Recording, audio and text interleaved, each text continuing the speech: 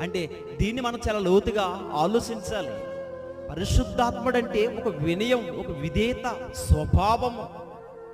ఎలా బ్రతకాలో కూడా ఆయన మనలో ఉండి ఒక వినయాన్ని నేర్పిస్తూ ఉంటాడు. ఆయన అంటే పరిశుద్ధాత్ముడు ఎలా ఉంటాడంటే ఒక గుణగణాలన్న లక్షణాలు మనలో ఉంటాయి. ప్రేమ, కనికరము, జాలి, సాత్వికం, ఇవన్నీ కూడా వారిలో కనబడుతూ ఉంటాయి.